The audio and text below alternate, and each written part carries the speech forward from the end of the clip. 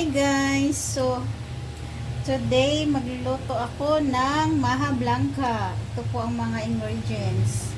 Meron tayong mais, cornstarch, angel evaporada, sugar, angel condensada, and syempre ang gata. Di mawala ang gata.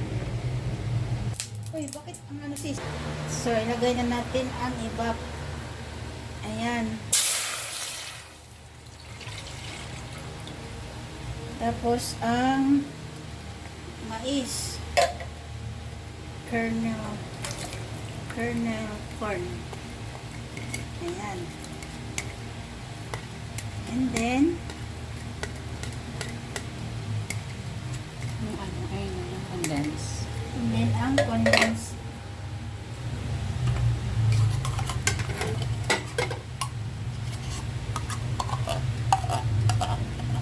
Ang condensed.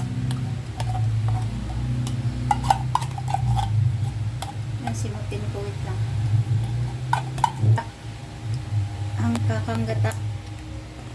Ibuhos na natin. Pati nilatak.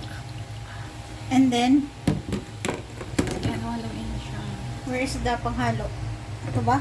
Yes. Halo-haloin natin siya.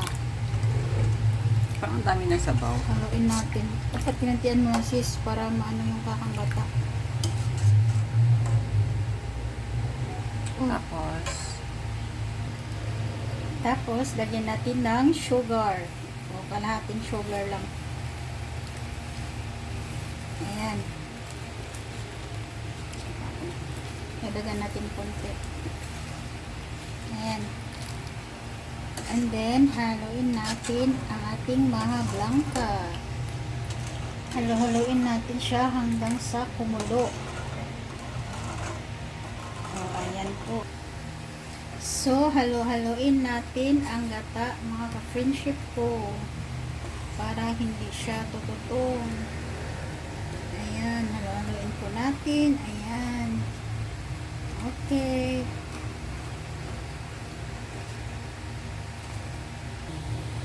Okay, mga ka-friendship ko, halo-haloin natin. Ayan po ang mais. Ang kernel corn. Ayan po. Wow, ang daming mais. Wow, sarap nito. Okay, mga ka-friendship ko, lagyan ko na po cornstarch ang ating maha blanca. Okay na ba ito? Yan, spread lang natin. Wait. Yan po. Spread natin ng cornstarch. Sisitin ng cornstarch para lumapot ang ating maha blanca. So, ayan. Yan, tingnan na siguro yan. Tapos, halo-haloin na natin. Tansyahan lang paglagay ng cornstarch. Haluin natin kasi mamumuo yan eh. So, ayan. So, ito na mga ka-friendship ko ang ating maha blanca.